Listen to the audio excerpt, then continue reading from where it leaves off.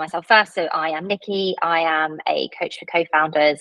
I'm also co-founder of a branding agency called Luna and Lion. And my sort of focus on co-founders came from my own experience, really, of being a co-founder and seeing the pivotal role that our partnership played in our business success and my day-to-day joy in the business. So I felt really driven to better understand that dynamic, support other co-founders with really nurturing and maximizing their partnerships. And I also work with co-founders or founders to sort of look for and onboard a co-founder or those entering partnerships. And I also support people who are considering exiting a business as well. So all the different considerations and practicalities of what that can look like. Yeah, what can't she do? Yeah. And from me, for those of you I haven't met, great to be speaking to you today. My name's Amber, and I am the Startup Associate at Vested. I help early stage founders protect their startup's equity, build agreement to incentivize their early team, and also get ready to raise investment through SEIS. Absolute genius what you do. And I've learned so much from you about equity and startups, everything as well through this conversation. So well, it's quite a niche area, isn't it? Yeah. You know, it's even though it forms the backbone of a lot of what businesses do, so many founders before they go through these kind of processes, like looking to go start their fundraise, they often haven't even touched the equity management cap table side of things at all. So yeah, glad to have been able to share a bit of that knowledge with you, Nikki. Oh, absolutely. I'm excited to hear more today. So what we're going to do in this session is, first of all, Amber will share her expertise on the fundraising roadmap, and then we'll explore how to build a partnership that attracts investors, and then on to how to present your co-founder partnership to investors and beyond. And then we've got a few resources to share as well to accompany the conversations today that we'll distribute to those that signed up. And I know people that wanted to come and couldn't make it, so you'll get access to those as well. Brilliant. And yes, this is the final session of our 3-part webinar series, the Co-Founder Files. We started with covering all things co-founder relationships, equity strategy, and now, yes, going through the getting ready to raise investment side of things. So yeah, last week we spoke about building out your team and harnessing the power of the ownership effect. So yeah, if you missed it, drop me a DM and I'll be able to send you through our exclusive resources that we put together for that as well. Exciting. So we will dive right in, talking about the fundraising roadmap and how to set yourself up for success with investors. When I'm talking about this is primarily targeted at, those pretty early stage businesses when it's their first dipping their toe into the fundraising pool, where maybe you and your co-founder haven't done this before. It's quite a new area, and I speak to a lot of founders and co-founder partnerships who are in this situation. They're not quite sure where to start yet. But where I can help them is when looking at all things equity and cap table related.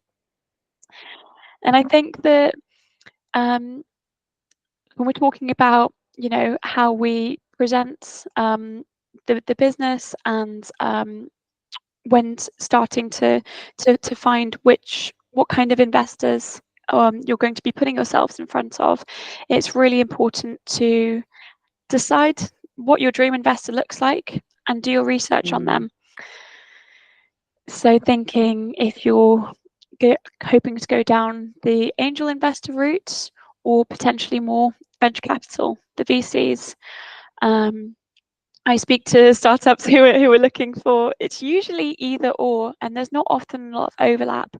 And of course, that's because the priorities of these investors can be very different. very broadly speaking, of course, while both want returns on their investment, potentially angel investors may be more likely to invest in something that is more of a passion project or cause that resonates with them, potentially something with sentimental value to them.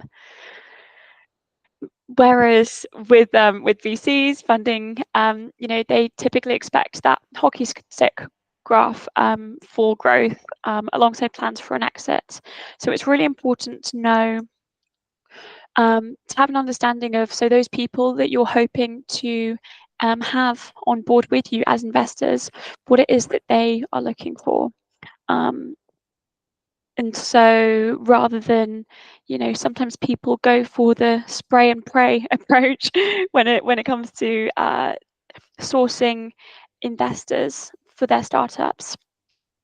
From what I hear and what I see, it can pay dividends, if you pardon the pun, to really rigorously do your research on, if it is specific angel or syndicates that you're hoping to get investment from, or VCs. Databases like Crunchbase, PitchBook, they can be your friend. Often you can access information to these databases free, and you can see information on these different investor organizations or individuals. You can see, do they only invest in particular industries? Do they have any geographical ties? Say you might find someone who is, well, let's say going back to our last week's example of a activewear brand, the yoga brand. You might have found someone who looks like your ideal investor, that looks at the same industry, has the right ticket size for you. You're looking to raise 250k, and that's around where they do as well.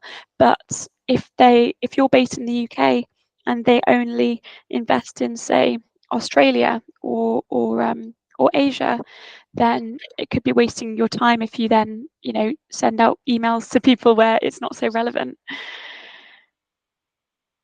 So yeah, really important to kind of like drill down on the specifics of who it is that you're wanting to target when you are hoping to have a conversation with these investors. I think as well, isn't it? I find that when people have that research knowledge, you then also feel more confident to approach that investor because you know why you're approaching them specifically. And I really think that confidence can be felt. And while it's hard to quantify, it does have an impact. And I feel like surely all investors want to be made to feel like they've been chosen for a reason. And the more knowledge you go to with them and the more personalized you can make that approach, you're only setting up for a better result from that conversation, hopefully. Absolutely, Nikki. And again, talking about first impressions and how you occur to that investor. If of course it's good to seem prepared and not be barking up the wrong tree. And even if that person, say, isn't quite the right fit for you, if you present yourself well and you present your business well and go in with putting your best foot forward, then it might be that they're able to then recommend you other areas in their network. So I guess thinking about how you present your business to investors right from the get-go is important. But yeah, absolutely. Look at their ticket sizes, look at their geographical focus, sectors that they invest in. Of course, keeping things, you don't want to waste your time, you don't want to waste their time. So make sure that you've done your research on who it is before you approach them. And when you approach them, you'll also want to already have done as much preparation on the things, aside from your actual business plan and where things are at. They say that fundraising is a full-time job as well, because there are so many other components that go into it. Making sure that you've got your all the legal docs that you need in place. So say having prepared as far as you can without the specifics of the agreement, but your advanced subscription agreement, or if you're going to be using term sheets, convertible loan notes, investment agreements, making sure that you've got these as good to go as you can is really important, whilst you're going into these conversations, so that you can be, as prepared as possible, as ready as you can to press play once that person is ready to have that conversation with you. Definitely. I know there's obviously loads in the resource that you'll share about these details, but again, I find that while this stuff can feel quite intimidating, can't it? Yeah, I think Whereas so. actually, yeah, asking the questions, asking for help, doing your research, and having those ready to go, so that when you are asked, they're already there, will only make you feel more confident and capable in those conversations than kind of waiting to be told or asked and thinking, oh, I'll look that up or I'll get back to you. I think the pre-planning here makes a huge difference. Yeah, exactly. Like all about putting that best foot forward, as we said, and yeah, being really prepared. And yeah, so these kind of documents are things that you will be familiarizing yourself with and preparing ahead of having those conversations. I'm thinking about, where you're going to be storing these. Will you have them in specific data rooms, rather than emailing individual files over as and when your potential investors are open to that conversation? Having everything from your business plan, details on financial forecasting, your investment documents, your certification like your advanced assurance for SEIS or EIS, having them all in one place like a data room can be a really powerful tool when entering these conversations with your prospective investors, because it shows that they can see how prepared you are. You have all of that information in one place, and you can say you can invite them to a data room which you can make sure is just only available to their eyes. Have them, if you need to, sign NDAs as well. I'm listing a lot of documents here, but these are all things that we help Vested. We help founders with these. So even though I'm putting a lot of abbreviations out there, your ASAs, your SCIS, all the acronyms. all the acronyms. It's not. We help demystify that as well. I think as well, there's what I try and say to clients, or even just my broader network, is that as a founder and a co-founder, to get to the point of where you're considering or actively seeking investment, you will have already gone through so many learning curves. You absolutely can learn this as well. And as startup founders, you will have already gone through all the roles of simultaneously being head of finance, head of sales, head of marketing, head of tech, all these things, all these skills that you'll have learned along the way. So again, I think it's believing that you absolutely can learn, understand, embrace this process. It might just, as they require, leaning on some resources, asking for help. But yeah, there's fun to be had when when you get going with it, for sure. Yes, I think so. And also there are people to help you out along the way. There are resources. The internet's full of them. We've got some great ones, but there's a lot out there as well. And of course, after this session, I'll be sending through some other resources to help break this process down a little bit. But I wanted to quickly touch on SEIS and EIS. Most people who are UK-based, UK startups and co-founders who are hoping to go through the fundraising journey soon, more often than not, you'll have heard of and you'll be familiar with SEIS and EIS. So these are the Seed Enterprise Investment Scheme and the Enterprise Investment Scheme, EIS. These are tax wrappers from the government, UK government, to encourage UK investments into UK-based businesses. So the top line figures are if a eligible investor invests into an eligible UK business through SEIS, then they can claim up to 50% of their investment back through their tax returns. So, and similarly, if they invest through EIS, which is which is designed for slightly more mature businesses or larger ticket sizes, if they invest through EIS into a business, then they can claim up to 30% back of their investments. So if you haven't yet thought about if your business is eligible for SEIS or EIS and you're UK based and you're looking to raise investment through UK based investors, I would say it's pretty essential to familiarise yourself with SEIS and EIS. And if you're eligible, if your business is, less than 3 years old for SEIS, under 250 employees, gross assets of less than 350k. If you're not in an excluded industry like property development or energy generation, some examples. But as long as you fit that particular criteria, these can be really useful schemes to make the most of. And of course, it also helps the business attract investments. If you have your advanced assurance in place, the document from HMRC, which says, yes, this business is eligible for SEIS. So if you invest in this business, you'll be able to claim back 50% of your investment from HMRC. So yeah, it can help de-risk that investment for your investors, and a lot of UK-based investors will have this as a not quite an essential, a non-negotiable, but it's absolutely a nice to have. Definitely, and that comes up a lot again with sort of cross clients I work with and the process to do that. But to your point, you can get help with that. You have amazing resources as well. It's just isn't taking the time to learn the knowledge, ask the questions, be patient as well, maybe with yourself. Yeah.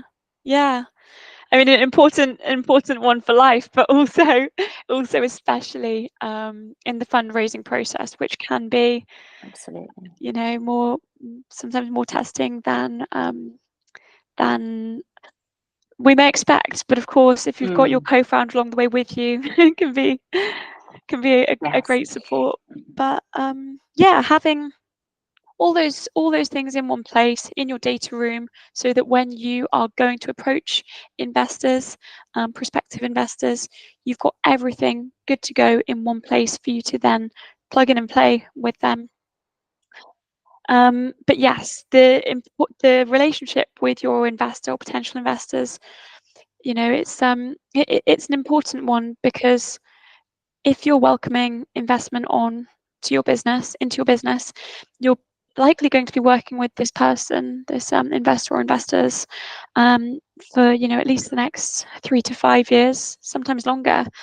So I would say as well, when you first meet people, whether or not it's someone that you are very sure you want to get their investment, or whether or not it's someone else who might be able to help you later down the line or point you in the right direction, sounds very obvious, but acting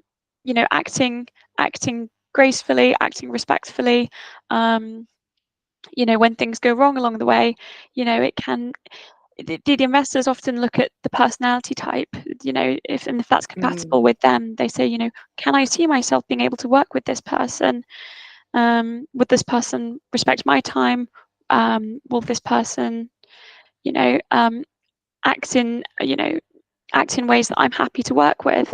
I'd say that also can't be understated, the importance of personality, compatibility with your investors. So again, just more things to bear in mind when thinking about the relationship with that individual going forward. Definitely. And I think it's all those things that make the difference as well, because even if that investor isn't the right fit, they might know someone who is. And isn't it, at the end of the day, it's a small world. So I think, as you say, having that attitude of Yeah, always representing yourself, the business, and always wanting the best for everyone in the room. It always pays off. absolutely. Absolutely. It's people always say it's a small world, right? There are close networks, especially in the UK investor place. So often, if someone isn't able to help you, they'll likely be able to point you in the direction of someone else that could be able to help you. Everyone knows everyone, and that can be a really great thing as well. Absolutely. But yeah, we've spoken quite a bit about putting best foot forwards in terms of having all your docs in one place, all together, your investment agreements, your advanced assurance for SCIS and EIS, as well as how you interact with and present you and yourself and your business to those investors, prospective investors, potential investors. But a little bit more on that from Nikki, I think. Absolutely, thank you. So I'm now going to talk a bit about building a partnership that attracts investors, and it's an interesting conversation that I find interesting because I there's a contradiction that I often see come up, and it's because I have yet to talk to an investor, whether that's, I don't know, angels, VCs, whatever, who don't heavily factor the strength of the co-founder partnership into their choice to invest or not. They'll often say it's all about the people. They buy into the co-founders, their story, their passion, their relationship, sometimes even depending on, what the co-founder story is. But, in some ways they'll say it's more important than the business idea itself. But I've yet to really meet an investor who invests in a business then puts as much weight on the importance of the partnership than when they chose to invest and how they analysed it up front, which is another story. But I find an interesting contrast, and that's where my work comes in. But I do think that it is such an important factor that can be hard to quantify when investors are considering investing in you or not. But absolutely, it needs to be viewed as an asset in your business, because that's exactly what your partnership is. It is an asset in your business. It's arguably the most valuable one that you have, because if it fails, so does the business, right? And 65% of startups fail because of co-founder fallout. Thanks to the Harvard Business Review for that stat. And like any asset in a business, right, it needs to be protected. It needs strategy. It needs a long-term perspective. It needs energy and focus. And your partnership needs to be given the same perspective as if you were building a team, a product, a revenue. It has the same weight and needs to be given its own plan. And a few ways to do that. I was saying to Amber before we joined this call, I said the work I do with co-founders around prepping partnerships or building partnerships for fundraising is so unique, because it depends on the co-founder relationships, whether it's a couple, a married couple, whether it's colleagues from work, whether they're, depending on their story and dynamic really plays a huge factor here, and what the business is and their story to date. But there are a few key factors that really, always come to light for me here.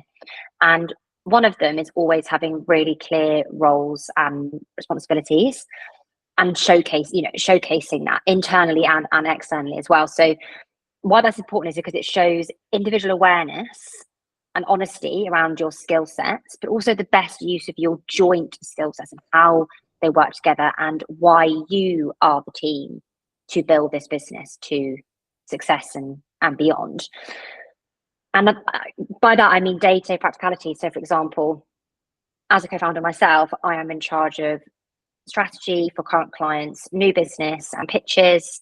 And I also tend to lead sort of a freelance outreach, or kind of bringing in a new team. Whereas Scarlett is head of our brand and creative. So she would always kind of lead creative designing pitches. She would always kind of lead delivering creative work for clients. We've always had quite clear roles. Those have evolved and changed as they will, but it's always allowed us to be really clear and confident on what we contribute, and communicate to anyone externally why we're a team, why this business needs both of us and is stronger for having both of us in it. But on that point, it is important to think about, what are my skills? Why am I part of this team? What do I contribute? But also, what do I want to be doing? It's easy to say, oh, I'm part of the business because I have a tech background or a sales background, whatever it might be. But do you want to be doing that in 6 months, 6 years time?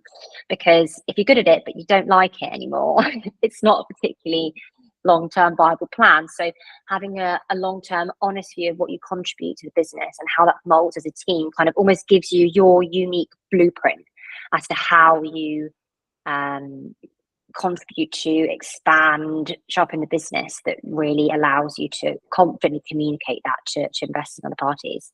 This reminds me of when you were talking about was it selfish visions last week? Yes. Yeah. Yes. Yeah, absolutely. So being really clear on actually, as an individual, why am I part of this business? What do I want, and how does it feed into my life beyond this role in this company? Absolutely to Hannah's point, what do I want to be doing? And knowing that, yes, you're part of a team, but also you're an individual here, and how does this fit into a longer term plan? Yeah, and not necessarily, I guess, the word selfish, we think of it as almost sounding it negative, but here it's absolutely crucial with that upfront honesty, with that 100%. relationship. 100%. And I think on that note about sort of being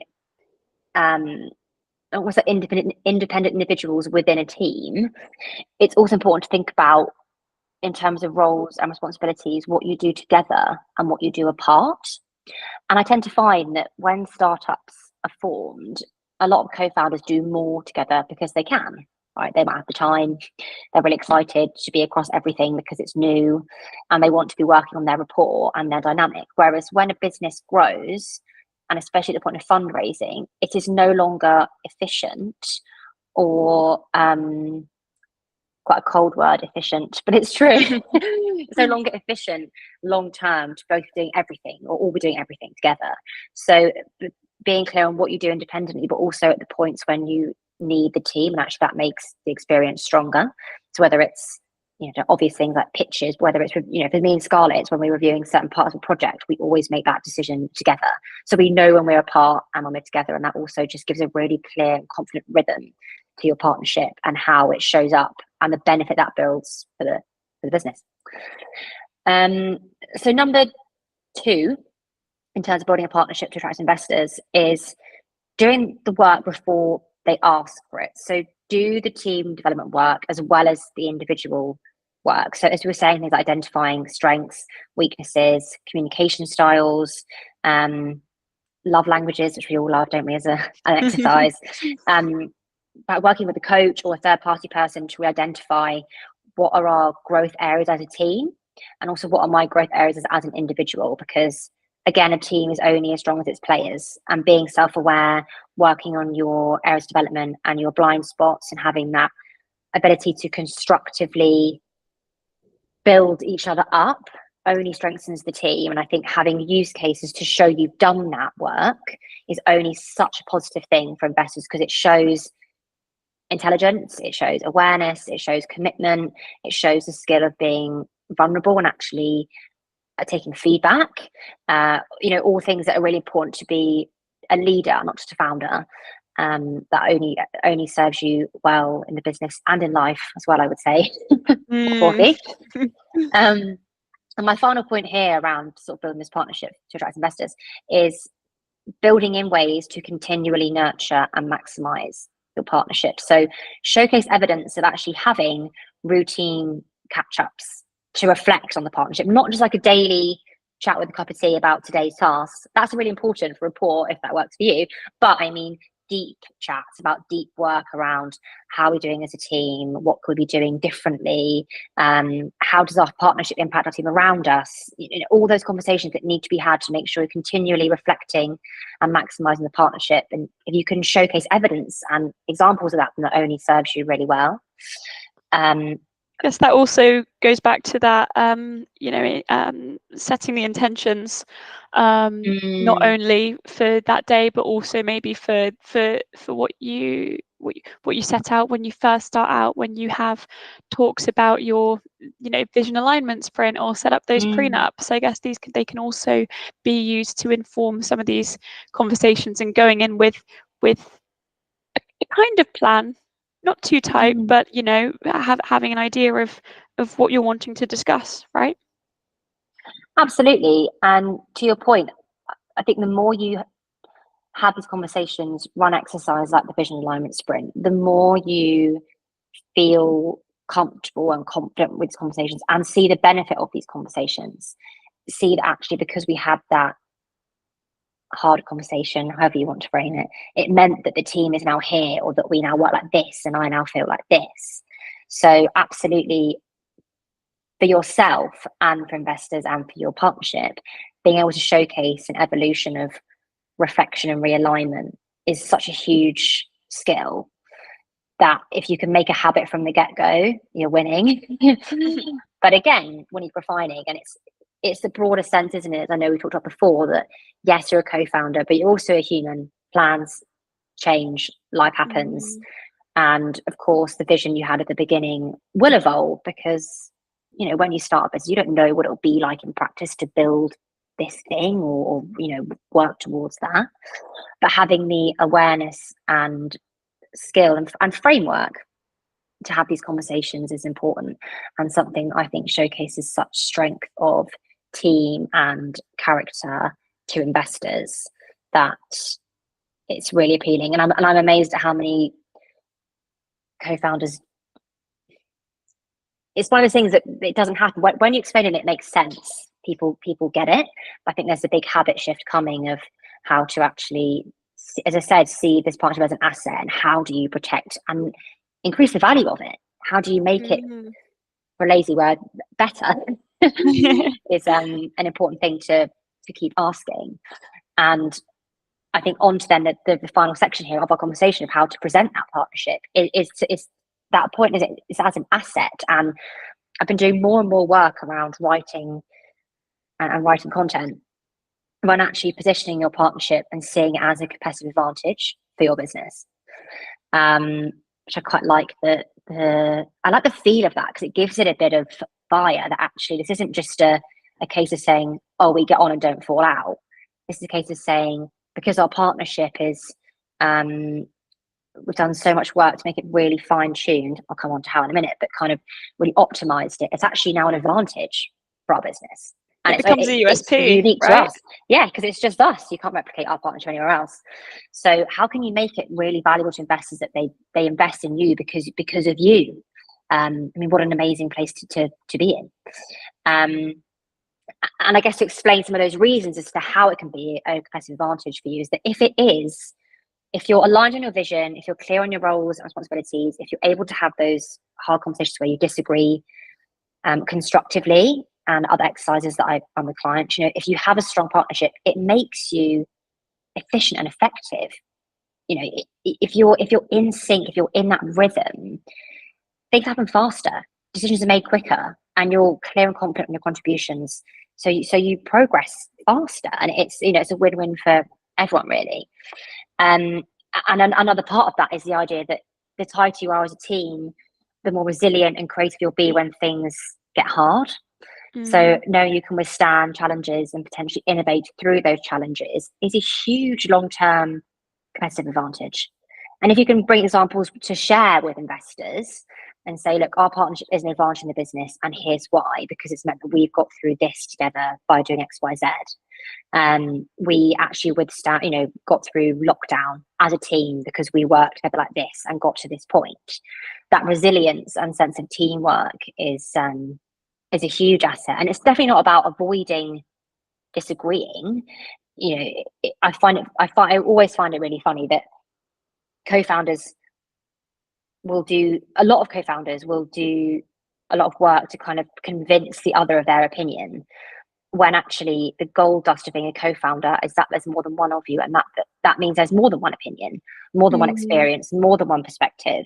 So the more you try and merge those, the less like rich variety you have, which is where the gold is. So again, and I think when investors hear that, oh, we never fall out, it's a bit like, oh well, what, you know, why? Fall out isn't the right word, but it's like, how do you constructively disagree and share different opinions and really actually tap into the reason of being a team in the first place, and that being your multiple people, multiple I guess if ideas. you can evidence where you've where things have happened where you haven't been part of that 60% of businesses or startups that failed due to co-founder conflict, where you can say, actually, we had this arise, but this is how we went about it, this is how we addressed it. We referred back to our the discussions that we had really early days on X, Y, and Z, and yeah, I can definitely see how that could help with presenting the relationship as a USP, as a piece of competitive advantage for the business. Definitely. And I said that it's so unique depending on the co-founder partnership itself. But the final point I will make on that topic is actually everyone now is hearing about personal branding, right? Everyone loves to think about personal branding. Me included. I mean, I'm a branding expert, so me included. But Absolutely. actually, I've worked with some teams recently where, again, depending on the industry and the business and the co-founder's story, actually your partnership is part of your USP because of the role it plays in the personal branding for you and for the business. So if it makes sense for you, like building a partnership dynamic that is weaved into your brand narrative is such a differentiator. And if you're a market disruptor or innovator going to investors that's already got an appealing proposition, and you've made your partnership a key asset that differentiates yourself apart from others in that space, that's such a tight proposition to have for an investor. And especially when you can showcase the asset you've built in terms of your partnership is being continually nurtured and maximized and protected. You're continually evaluating your roles and also having the awareness at this stage to say, maybe we're not the right people at this point to be, I don't know, CEO, CTO, whoever. What else we need in our dynamic to feed that, to fill any gaps. Having that awareness and conversation is a huge strength and a huge appeal. And it's something that I definitely relate to with Luna and Lime, which is my branding agency, because Scarlett and I, from the beginning, intentionally built a brand that is about me and Scarlett. And we didn't think about this, people often say, oh, which one's the Luna, which one's the lion? And we was laughing like, oh, I was just thinking that. That's exactly. So who is it? Who's which? It does vary day to day, to be honest. But again, isn't it like it's called Luna and Lion because the agency was started on a desire to bring energy and bravery to clients and to our projects. So obviously energy, Luna, bravery, Lion.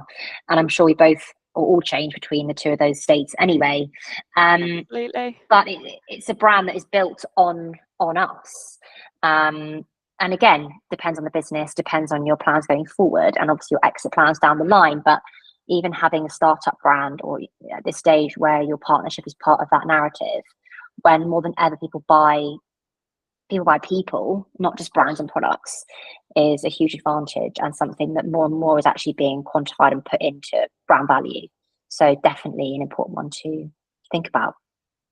Yeah, it makes me think of again, how you complement each other. What one may have as a strong point, the other one may have as a weak point, and so that combination together, I can so see how that can help show your prospective investors how you cover more bases than, say, if you are a solo founder, which is also, it's not to say that that's not a good route to go down, but again, as you say, about how you position that relationship and how you talk around it, can be invaluable in those conversations with prospective investors. Definitely. Well, thank you. I mean, another great conversation to have together, and I think we could talk about this for hours, couldn't we? There's so much absolutely could. But I think there's between us. I'm really, really happy that I think there's a really strong start there with the knowledge that you need as a founder, as a co-founder, looking at fundraising. And I know that your resource covers all of that in detail as well, and all the acronyms that we all those acronyms. And then, as I said, looking at how to actually approach that as a team, how to build a partnership. I think there's, those perspectives are really important, and definitely, one needs the other, and how they can get you to that successful result of getting investment, which obviously is ultimately the goal that we're trying to help people achieve. Absolutely. And with our resources in hand, I'm going to say you'll be unstoppable. Absolutely. Do you want to explain what you're going to share? Then I'll give a quick.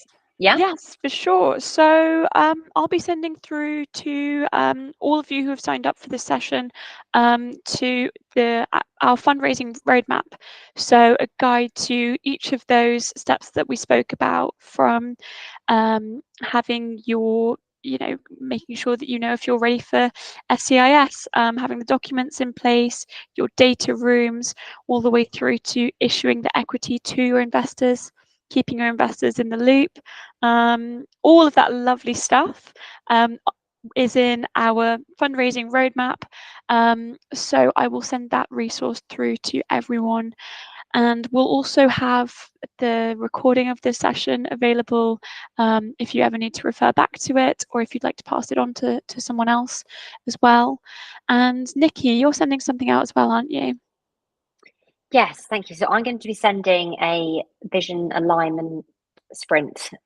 Mess off the T there. Vision alignment sprint task, which I always run with co-founders at this process, because it just makes sure that you're really clear and aligned on that mission, on that selfish vision, on that long-term plan, and helps the conversations come up that we've been having today in terms of strengths, weaknesses, how we can be protecting our partnership. And also a resource I have called 7 Questions to Ask Your Co-Founder, which is 7 questions from my list of over 100 I've got being a coach as co-founders, of things to ask your co-founder.